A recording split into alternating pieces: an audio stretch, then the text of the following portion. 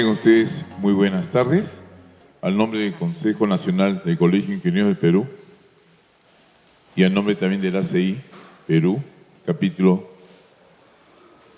del Instituto Americano del Concreto, le damos la bienvenida a todos los profesionales, a todos los representantes de instituciones públicas y privadas que están acá en este auditorio del Consejo Nacional.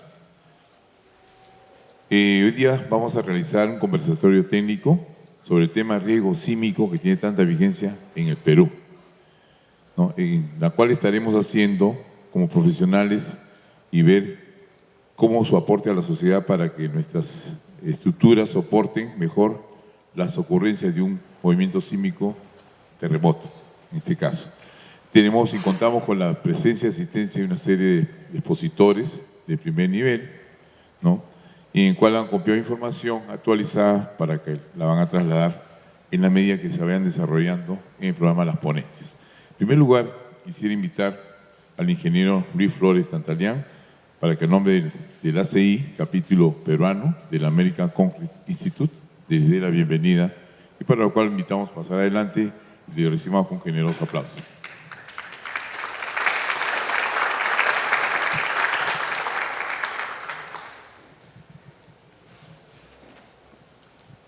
Buenas tardes con todos.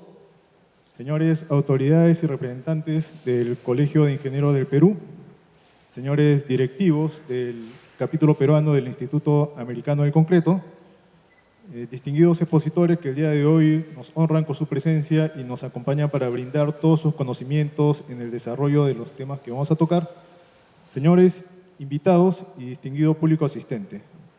El día de hoy, en un esfuerzo conjunto entre dos instituciones, el Consejo Nacional del Colegio de Ingenieros del Perú y el capítulo peruano del ACI, hemos instituciones que comparten roles y comparten ideales referidos al ejercicio de la ingeniería como base fundamental del desarrollo del Perú, hemos organizado este conversatorio técnico denominado Riesgo Sísmico en el Perú, invitando para ello a distinguidos profesionales, todos ellos ligados al campo de la ingeniería antisísmica y a la normalización, al estudio, a la prevención y a la mitigación de los desastres naturales, buscando con sus conocimientos contribuir a reforzar el interés de nuestras instituciones en mantener fresca y activa la conciencia de la posibilidad de que nuestro país se enfrente a un evento sísmico en cualquier momento y para prepararnos mejor en la medida y tratar de reducir las consecuencias que ello pueda acarrear. No podemos evitar que ocurran los desastres sísmicos y estando en un país netamente sísmico, mejor prepararse ahora antes de la ocurrencia que tomar medidas luego del evento. Hay mucho por hacer en el tema de las normas sísmicas, normas de prevención y mitigación, en el campo de la buena práctica constructiva, en la formalización de las construcciones y también es cierto que gracias al esfuerzo de muchos profesionales y de instituciones y de empresas, también hemos avanzado bastante en este campo, pero ambas instituciones nos sentimos obligados a contribuir cada día en estar mejor preparados ante la ocurrencia de un sismo. Hemos visto las consecuencias recientes en Ecuador, en Chile, y la pregunta que hoy nos hacemos es ¿qué estamos haciendo nosotros como peruanos, como profesionales y como sociedad para que nuestras estructuras soporten mejor la ocurrencia de un evento sísmico? En este esfuerzo, el Colegio de Ingenieros de Perú no solamente ha promovido días atrás un seminario sobre lecciones aprendidas del sismo de Ecuador, sino que viene organizando para este 5 y 6 de diciembre la Conferencia Mundial de Ingeniería en Reducción de Riesgo de Desastres dentro de la reunión anual de la Federación Mundial de Asociaciones de Ingenieros, que esta vez tendrá sede en Perú. Nosotros, como capítulo peruano del ACI, por nuestra parte, también estamos organizando el 28 y 29 de octubre nuestra convención anual internacional de 2 días, con 2 aulas y seminarios simultáneos, y en la cual hemos escogido como tema fundamental este año la prevención y mitigación del riesgo sísmico en las estructuras de concreto. Hoy hemos preparado un programa muy apretado y vamos a dar paso de inmediato a las charlas, a los panelistas. Las charlas van a tener 30 minutos de duración y luego de todas las charlas vamos a iniciar un conversatorio en la cual vamos a también a dar paso a algunas preguntas del público. Nuevamente, muchas gracias a todos ustedes por estar presentes en este evento, a la masiva concurrencia y al interés que hemos despertado. Buenas tardes.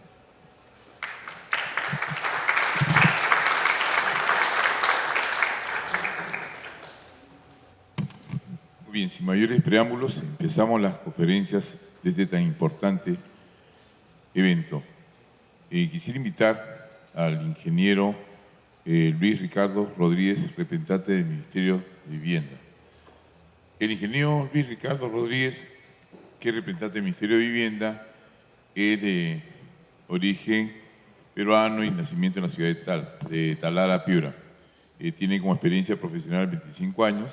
Actualmente trabaja 4 años en la Dirección de Construcción del Ministerio de Vivienda, como especialista en riesgo de desastres y especialista en normalización técnica, con experiencia en construcción como residente y supervisor de obras en carreteras, edificaciones y viviendas de interés social.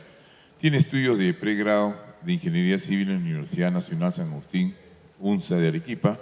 Tiene maestría en Gestión y Administración de la Construcción en la UNI y ha seguido cursos internacionales en Gestión Integral de Riesgos y Desastres en la Universidad Nacional de Colombia, en la UFE Coach, tiene certificación de la World Association of Coaching de Learning de México.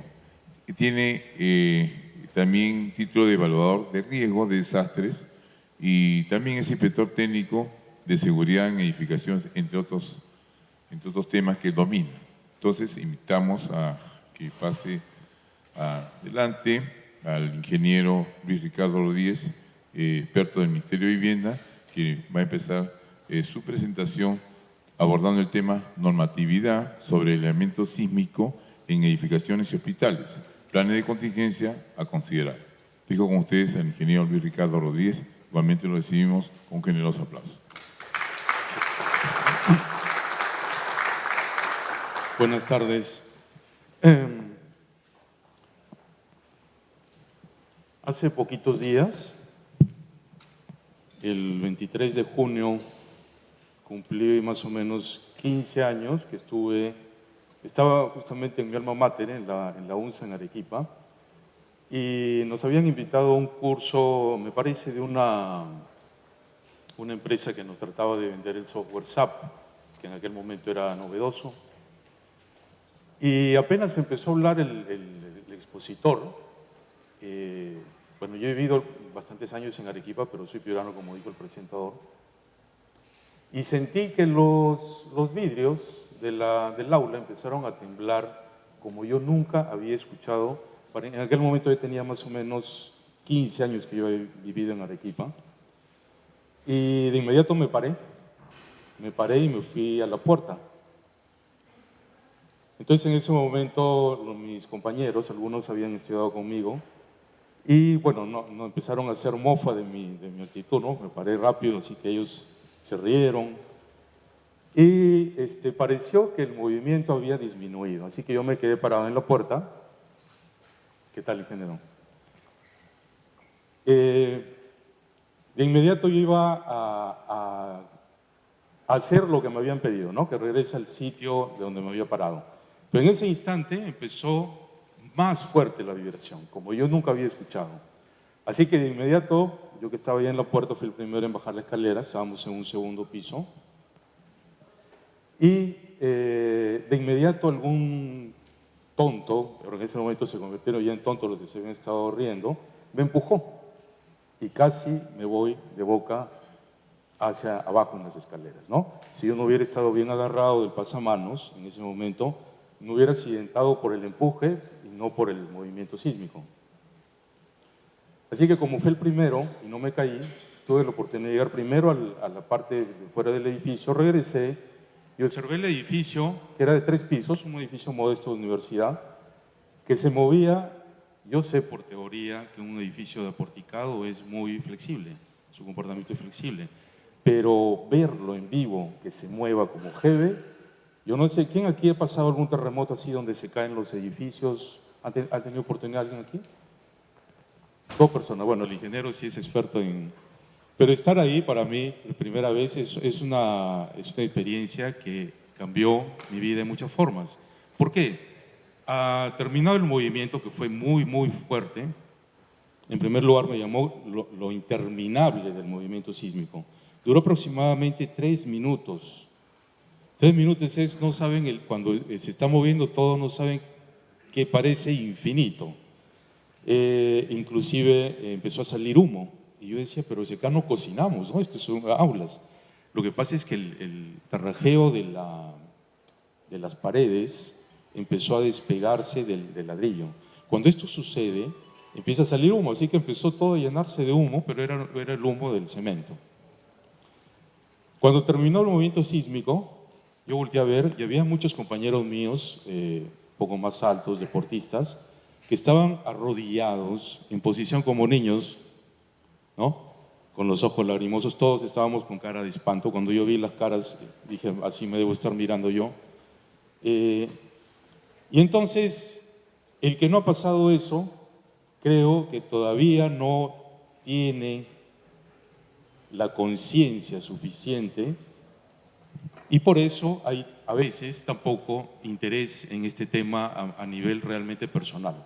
Ustedes son parte de la ingeniería de la construcción y están imbuidos dentro de esto y por eso están aquí, pero la mayoría de gente no lo toma con esa seriedad, ¿sí o no?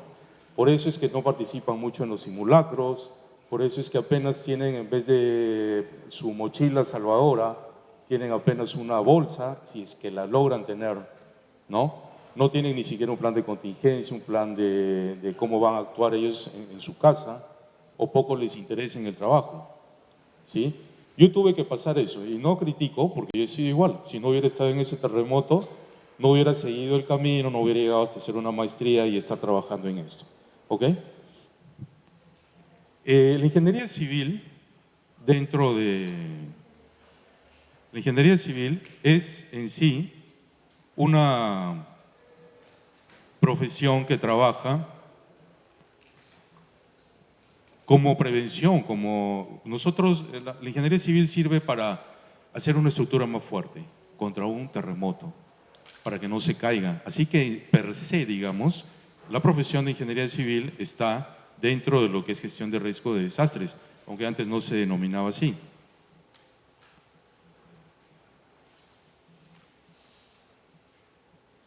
Okay.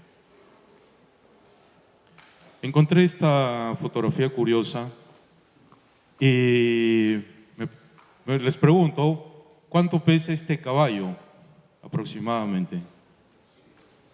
900 kilos, ¿sí? ¿No?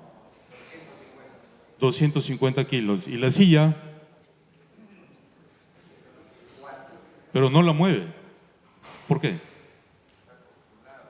¿Ah? Exacto. Vamos a ver ahorita algo más. Este es el primer dibujo que se hizo en los años 1800 y pico. Causó, digamos, conmoción en la parte civil de aquel tiempo, porque era la primera vez que el ser humano veía en este tamaño lo que era una pulga. ¿Sí? Entonces parecía un monstruo, la gente recién se dio cuenta, esta animal horrible es el que me está picando, el que tenemos con los animales, ¿no? Y después me enteré también que la pulga, que aquí la ven, si tuviera nuestro tamaño, sería capaz de saltar de un brinco aproximadamente 38 veces su tamaño, ¿sí? No sé si puedan sacar por ahí alguien la cuenta, pero esto significa más de un edificio de 20 pisos. Es decir, sería como un superhombre. Puede saltar tanto hacia arriba como en longitud, una cantidades increíbles, y puede arrastrar muchas veces su peso. Ustedes están viendo aquí el ojo del domador de un circo de pulgas que hace mucho tiempo existieron, ¿sí? A mí me llamó la atención y investigué un poco, porque ciertamente cómo hacen para domar una pulga, porque un elefante, un caballo lo entiendo, pero a una pulguita cómo la podemos amaestrar, ¿no? Entonces lo que hacen ellos es capturar una pulga hembra, supongo, una pareja, los cruzan y en realidad las artistas van a ser los hijitos, ¿sí? Entonces esas pequeñas pulguitas que nacen las ponen dentro de unas cúpulas de vidrio. Puede ser un vaso o estos equipos como de torta que hay de vidrio, ¿sí? Entonces la pulguita empieza instintivamente a saltar Y lo que ocurre es que, claro, va a chocar con el techo que no puede ver y se empieza a acostumbrar. Llega un momento en que su cerebro se da por vencido. Se da por vencido y entonces algo ocurre que ella cree que hasta ahí es su capacidad. ¿Sí? Y entonces, cuando ya tiene cierto tamaño, le quitan la cúpula y esta pulguita ya no se escapa. Crece solamente o salta solamente esa pequeña distancia. ¿Ok? Entonces, eso también es lo que ocurre con el caballo.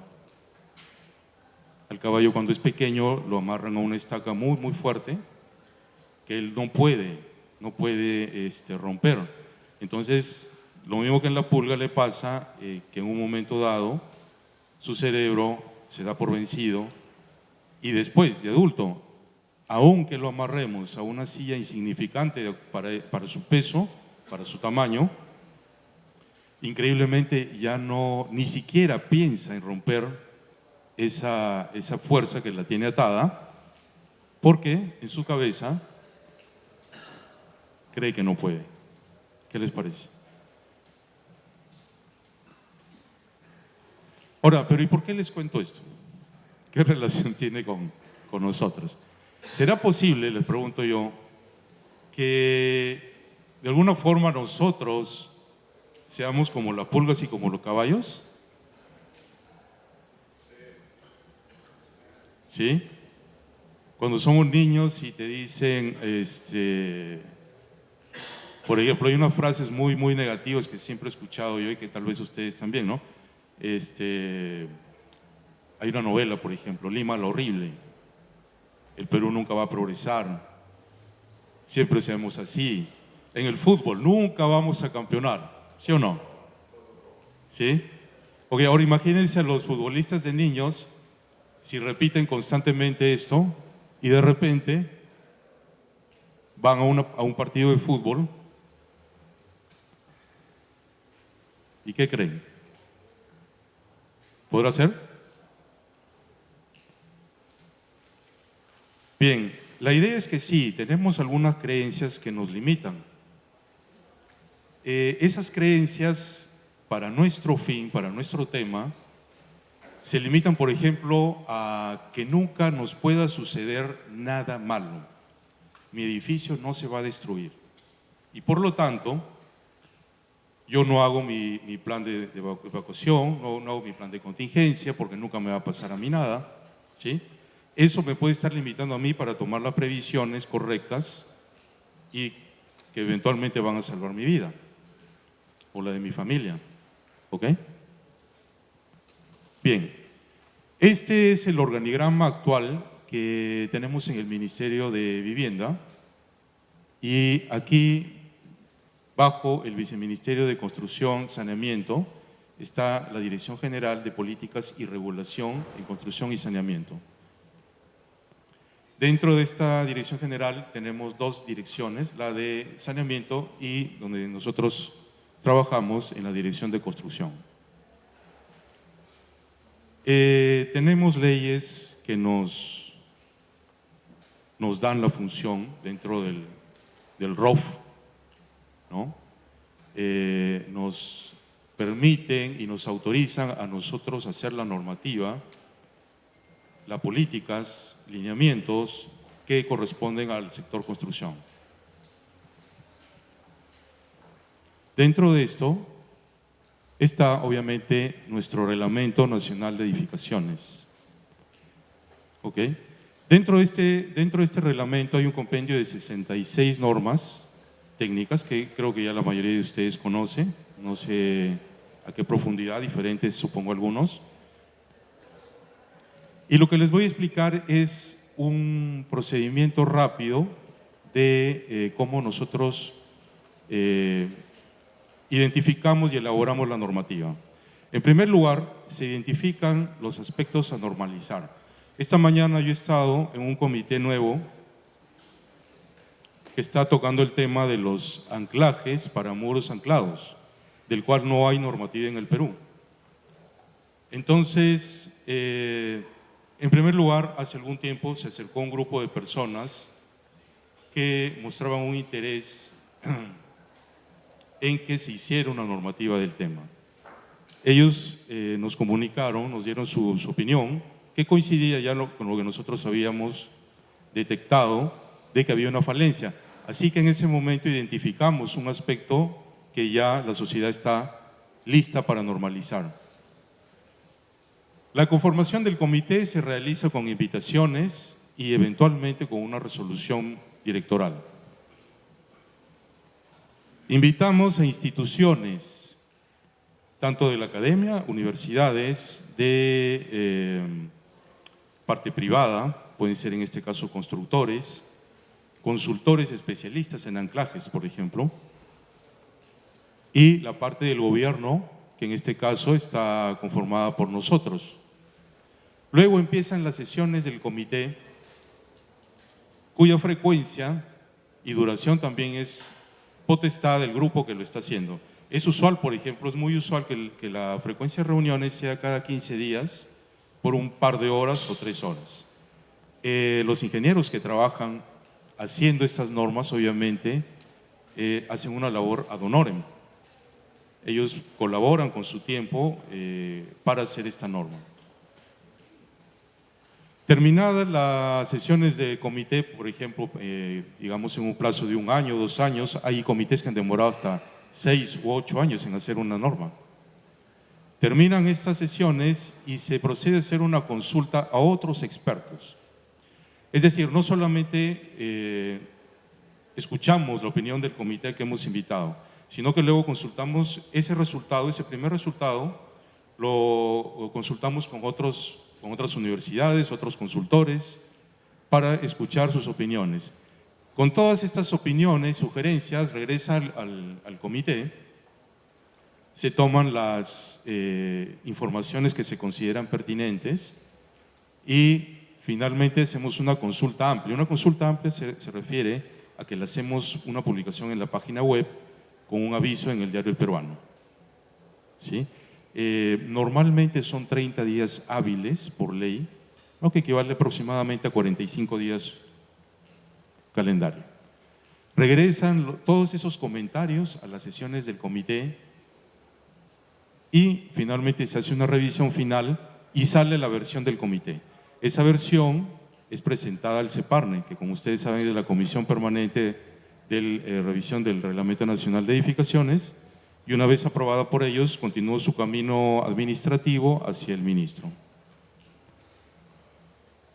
A veces, por cuestiones de tiempo, al momento que termina el comité su primera versión, podemos hacer paralelamente enviarlo al grupo limitado y publicarlo en la web, ¿ok? De igual manera regresa en conjunto y el camino es el mismo. Bien, y ahora el tema que nos trae para acá. El año 2013, si no me equivoco, se acercó a nuestra oficina un doctor del Ministerio de Salud. Este doctor nos invitó a un evento que organizaba la OPS, la Organización Panamericana de Salud, que es parte de la OMS. Y bueno, el tema era justamente los aisladores sísmicos. Nosotros ya estábamos en conversaciones con un comité, un grupo de ingenieros, y bueno, calzó perfectamente, de manera que en este evento organizado por la OPS y el MINSA, empieza nuestra identificación de la necesidad de los aisladores sísmicos. Se sigue todo el procedimiento que ustedes han visto anteriormente y rápidamente pudimos insertar esta adenda en la norma E030, de tal manera que en marzo del 2014 ya aparece la primera adenda a la E030, diseño sismo resistente, con el título de Norma de Sistemas de Protección Sísmica específica para el caso de establecimientos de salud. Algo que recuerdo muy bien en ese momento fue que uno de los primeros comentarios que hubo fue ¿por qué solamente nos limitamos al tema de salud. Porque hay muchos ingenieros que opinan que la aplicación de aislamiento sísmico debería ser para todas las construcciones del Perú. ¿Todos merecemos tener esa calidad de protección antisísmica o no? ¿Sí? Pero a la vez, en nuestro país, y como muchos países latinoamericanos, el nivel de informalidad es alto. El costo todavía no está muy, digamos, acostumbrado. Si nosotros imponemos a todo el mundo que utilice aisladores sísmicos, ¿creen que habrá gente que se oponga? ¿Sí? Puede que haya alguna persona que crea que es muy caro, ¿sí? De tal manera que también el aspecto social hay que considerarlo. No podemos obligar de golpe a pesar de que sabemos que es bueno. Entonces, una primera aproximación al uso de los aisladores sísmicos es aplicarlo donde en este momento se requiere y donde hay interés en hacerlo. Y en este caso es los hospitales en las zonas sísmicas 3 y 2 del mapa sísmico que estaba vigente en aquel momento. ¿Ok? Entonces ahí, si ustedes ven, ya se indica que deben ser diseñados con sistemas de protección sísmica, aislación de base o dispositivos de disipación de energía. Se refería en este momento a las edificaciones que aparecen en la tabla de abajo. ¿Ok? Y esto ha estado vigente hasta enero de este año. Este año se publicó la nueva norma E030 y ya dentro de su texto normal, ya no como adenda, ya aparece en el cuadro de categorización dentro de la categoría A1, la máxima, de esta forma, ¿no? Establecimientos de salud del sector salud, públicos y privados, del segundo y tercer nivel según la normatividad del Ministerio de Salud, y esto lo asocian a una nota 1. ¿Qué dice la nota 1? Las nuevas edificaciones de categoría A1 tendrán aislamiento sísmico en la base cuando se encuentren en las zonas sísmicas 4 y 3 del nuevo mapa sísmico.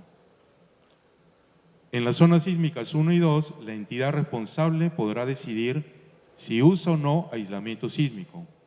Si no utiliza aislamiento sísmico en las zonas sísmicas 1 y 2, entonces el valor que utilizarán será como mínimo el que corresponde a las edificaciones esenciales, que es 1.5. ¿Sí? Se aclaró mucho, se detalló el texto, se dejó en claro, por ejemplo, esta parte de los públicos y privados, que había cierta duda en la aplicación de la adenda, y entonces esto es lo que tenemos ahora vigente. Actualmente estamos desarrollando una parte de la norma exclusivamente de aislamiento sísmico, es decir, ahí va a haber detalles muy técnicos de cómo el diseño de los aisladores, la revisión, las pruebas que tienen que hacerse, el posible peer review o la doble revisión que va a haber, ¿ok? Y todo eso ya va a estar técnicamente dentro de la nueva norma o dentro del capítulo que corresponda. Y bien, ¿y qué viene ahora? Viene la convocatoria del comité de la E030 para continuar con las actualizaciones, dentro de lo cual pues también abarcaremos otros temas que haya que actualizar en la norma E030. ¿Sí? Entonces la convocatoria del comité E030 está próxima, muy prontito ya. Es como una urgencia que tenemos ya autorizada para poder continuar con esta mejora de la norma E030. Bien, me pidieron que converse también sobre cómo afectaría la utilización de los aisladores sísmicos en los planes de contingencia. El tema planes de contingencia está bastante, digamos, poco usado por la mayoría. Tenemos planes de contingencia de acuerdo a la ley 28551 que maneja INDECI, pero que corresponden mayormente, como ustedes ven, a planes de contingencia mancomunados, es decir, son planes de contingencia para todo el sector salud, para un sector de un cierto pueblo, un distrito, ¿no? Entonces, yo les pregunto, si tenemos en un distrito muchos, digamos San Isidro, que es nuestro mejor distrito ahora, se llenara de edificios con aislamiento sísmico, lo cual los va a hacer muy poco vulnerables al sismo. ¿El plan de contingencia mancomunado que ellos hagan será más fácil o más difícil que un distrito que no tiene edificios sísmicos, con aislamiento sísmico? ¿No? Obviamente va a ser más sencillo porque los edificios con aislamiento sísmico tienen un comportamiento pues, prácticamente de movimiento cero dentro de ellos, ¿no? ¿Han visto todos el comportamiento de los edificios con aisladores sísmicos? ¿Sí? Ok, había un video, pero creo que no es necesario entonces.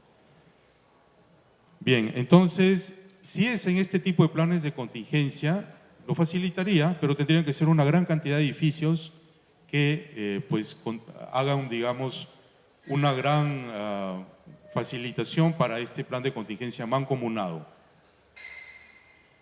El plan de contingencia al que se refiere esta ley básicamente es un plan operativo que organiza la preparación y la respuesta de emergencia, ¿sí? Pero dentro de su área de responsabilidad, puede ser nacional, sectorial, regional, como les digo, ¿no? A gran escala. Tenemos ahí algunos detalles de cómo debe ser este reglamento, que creo que ya ustedes conocen. Y hay este otro, que es un plan de contingencia más pequeño, es un plan de contingencia para instalaciones, que nosotros lo conocemos como dentro de las inspecciones técnicas de edificaciones que hacemos en el Perú, ¿sí? Ese es el plan de contingencia donde este edificio, por ejemplo, debe tener su plan de evacuación, muestra cómo tiene sus equipos contra incendio, ¿no? Sus extinguidores, cómo está la estructura, el mantenimiento que tiene la estructura, ¿va a colapsar o no va a colapsar? Entonces, si es referido a este nivel de plan de contingencia, mal llamado también, porque vendría a ser un plan de seguridad para instalaciones, pero si es a este nivel, entonces el cambio, la afectación que tendría el uso de aisladores sería mucho mayor. ¿Por qué? Porque prácticamente no vamos a sentir el terremoto, el movimiento dentro del edificio, ¿no? Entonces, la evacuación va a ser mucho más práctica, va a haber menos pánico, menos gritos, y por lo tanto, una vez pasado el sismo, el aislador va a facilitar mucho esa parte de la evacuación que por ahora sigue siendo un problema. ¿Ok? Bien, muchas gracias.